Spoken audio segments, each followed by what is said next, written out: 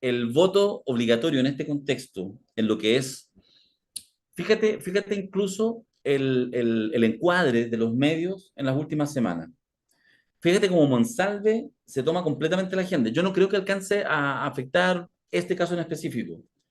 Monsalve es un tipo que tiene un actuar delictual respecto a un tema. O sea, no tiene de política nada. Es un típico caso de alguien con mucho poder. Vamos a mirar, justamente lo que estoy comentando, vamos a admitirlo al tiro para que introducirlo en la conversación a nuestro querido Alberto Mayol. Vamos a analizar antes de que se abran las urnas o mientras se están abriendo las urnas, vamos a ver cómo anda la cosa. Solo le advierto, Las opiniones, son estrictamente, no, solo le advierto que si no se quiere deprimir, esta es la hora vaya a tomarse un copete.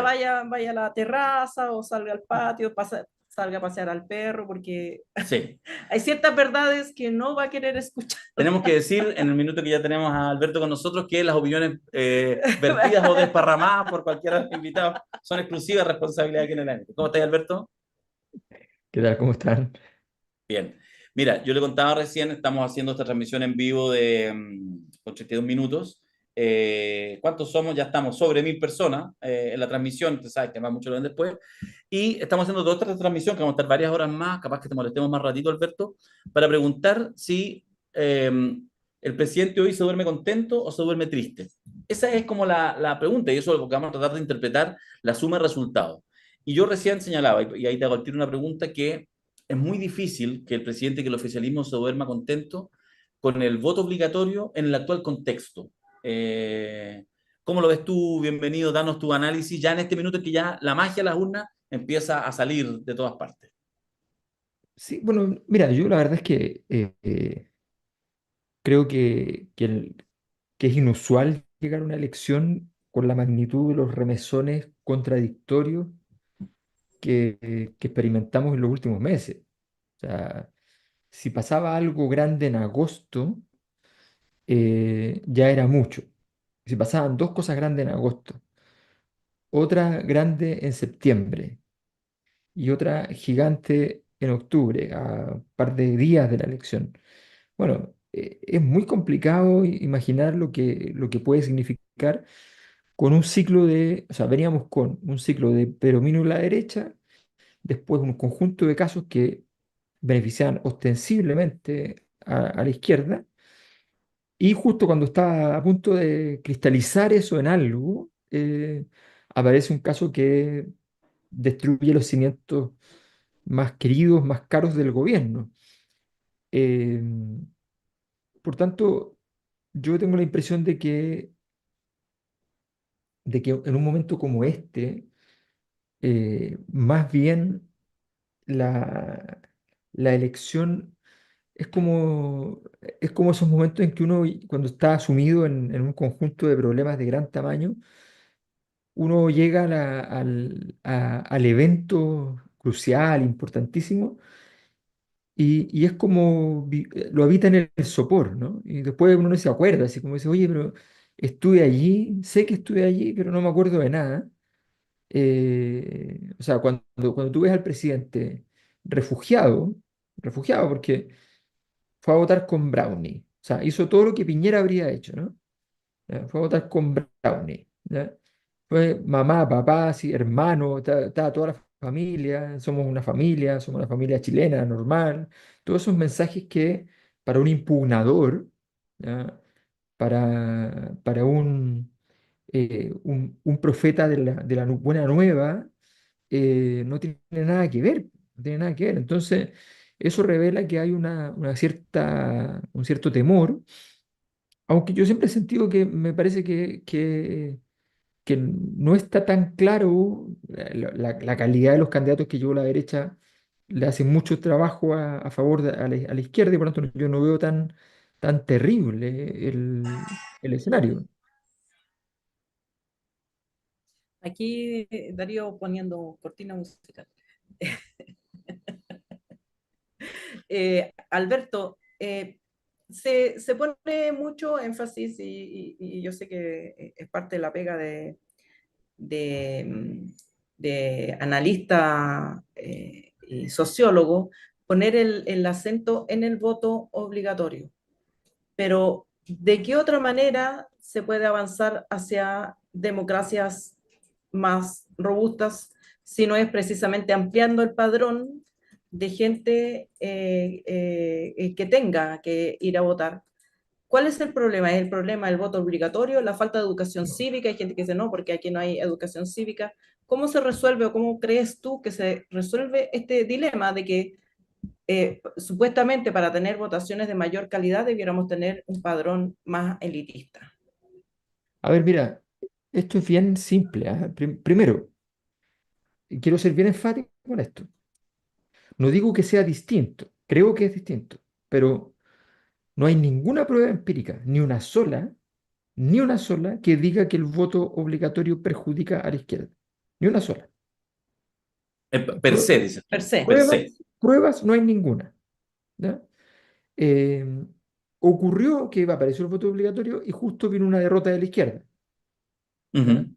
Y en un acto de genialidad antiestadística, ¿ya? Muchos analistas dijeron, como se imaginaron que todos los votos que habían llegado, ¿ya? Como que la gente que había votado por Boric no se cambió de Boric y que todos los votos que habían llegado nuevos votaron por Kast. Y se produjo una especie de mito urbano respecto al voto obligatorio. Dicho esto, dicho esto, eh, creo que efectivamente hay una discusión de fondo respecto al voto obligatorio que se zanja en 2 segundos. O sea, eh, ¿por qué habría de ser obligatorio eh, pagar impuestos y no concurrir con el voto? Hay derechos que son obligaciones al mismo tiempo. Los niños tienen derecho a ir al colegio y es además obligatorio, ¿ya? Porque se considera relevante para efectos de la construcción de la sociedad. Bueno, a mí me parece que evidentemente es una lucha a favor. ¿Por qué surge el temor de las izquierdas respecto al voto obligatorio? Primero, por una coyuntura que se produjo. Y en segundo lugar, por una cosa que es bien, esto sí que es cierto y es más terrible. Es y pasó en Estados Unidos, está pasando en todas partes del mundo, pasa en Alemania, pasa en todas partes. La elitización del voto de izquierda. O sea, tú ves el voto de izquierda. eh, la- la- el grupo de comunas más parecido electoralmente a Vitacura Las Condes, ¿ya? Eh, es un grupo de comunas de las más pobres de Chile, ¿ya? Claro, lo que pasó Mm. con Trump y el Exacto, estadounidense pobre del Estados exacto. Unidos profundo. Claro. Entonces, ese fenómeno que sí está ocurriendo, que tiene que ver con discursos de la izquierda eh, más bien, vamos a decirlo así como en sorna, casi en la esfera hegeliana, digamos, muy lejos del espacio vital de las personas. Y eso ha generado un problema bien complicado de resolver. Entonces, efectivamente, ese es un elemento que uno tiene que considerar. Ese elemento sí es cierto, sí hay elementos para considerar aquello, la zona más desarrollada de Chile es Santiago, es la mejor zona donde le va a la izquierda. En el resto de las regiones, tú miras, por ejemplo, eh, si tú haces una encuesta a nivel nacional, hoy día la diferencia en segunda vuelta entre Matei y Bachelet, si fueran las dos, sería 54-46 a favor de Matei. Pero si tú lo miras en la séptima región, vas a tener 59-41. ¿Ya? Entonces, efectivamente, a nivel de Santiago es donde efectivamente la izquierda logra tener un bolsón de voto. Y las comunas de Santiago, incluso las comunas más pobres, son comunas que tienen ingresos altos respecto al país. Entonces en el fondo ahí hay un problema serio, pero por el lado del voto obligatorio yo creo que hay un tema filosófico. Estas cosas se tienen que quedar en lo filosófico, se tienen que discutir en lo filosófico y se tienen que llegar a conclusiones. Y las conclusiones que se llegaron hace mucho tiempo antes era que efectivamente lo más lógico era que fuese un voto obligatorio y que se hiciera responsable los que querían, los que querían ausentarse, que se hicieran responsables simplemente. Oye, Alberto, una última consulta, a ver si después más rato también, si es que tu horario valenciano aún lo permite, de repente te molestamos en un par de horitas más. Em, el, Tu sensación nuevamente respecto a lo que puede pasar, a ver, los resultados no los sabemos, los vamos a ver en el próximo rato, ya están contando las mesas de gobernadores, están en algunos lados empezando con las primeras mesas de alcalde, etcétera. Eh, ¿Te parece que en un sentido u otro, negativo o positivo, los resultados de ahora podrían generar un cambio importante en el gobierno? Por ejemplo, que un resultado negativo adelantara el fenómeno del pato cojo, que finalmente desapareciera cualquier posibilidad de colisión, o que, contrario sensu, un resultado positivo haga que todo sea más armónico tras de alguna figura presidencial. ¿Tú ves que va a tener, digamos, esta importancia al calado, o te parece que hay más situaciones que, independiente del resultado, más favorable o menos favorable, no van a mover tanto la aguja? Mira, es bien difícil esa pregunta en este caso, no en este caso de esta elección, en el caso de Chile hoy. Me explico. El fenómeno que estamos viviendo, el fenómeno de desarticulación, desinstitucionalización, malestar, anomia, en fin, todos esos fenómenos concurren en ciertos efectos que son más o menos obvios. Uno es que em, los fenómenos, incluso los catastróficos, eh, producen menos efectos que lo normal. Entonces, ya lo vivimos porque sencillamente, si tú tienes un, un ser vivo que vive muy desconectado cada uno de sus órganos de los otros, puede ocurrir que se le muera un órgano y no pase nada al resto. Entonces, pasa que en diciembre, o sea, el año pasado, cuando tuvimos la elección en diciembre del plebiscito de salida del segundo proceso constituyente, eh, vivió una derrota importante Cast. Eso le generó algunos efectos, efectivamente, pero no fue, no lo desechó, no lo entregó al infierno. ¿Ya?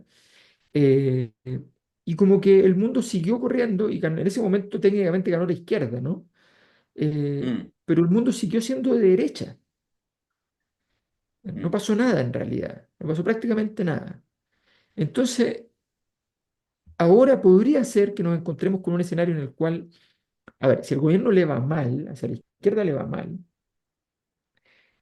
hay más probabilidades de que hayan efectos porque como el gobierno tiene que hacer un cambio de gabinete por una crisis y además tiene que hacer un cambio de gabinete porque salen de candidato, entonces se les juntó para peor que hacer un cambio higiénico porque sean a candidato no tienen ningún problema. Pero ahora no sabéis si los que están saliendo es porque tienen problemas o no saben, o tienen problemas. O sea, es una cosa muy desagradable, ¿me entiendes? Entonces, si además tiene una derrota, esto se adhiere a la crisis, queda pegadito a la crisis.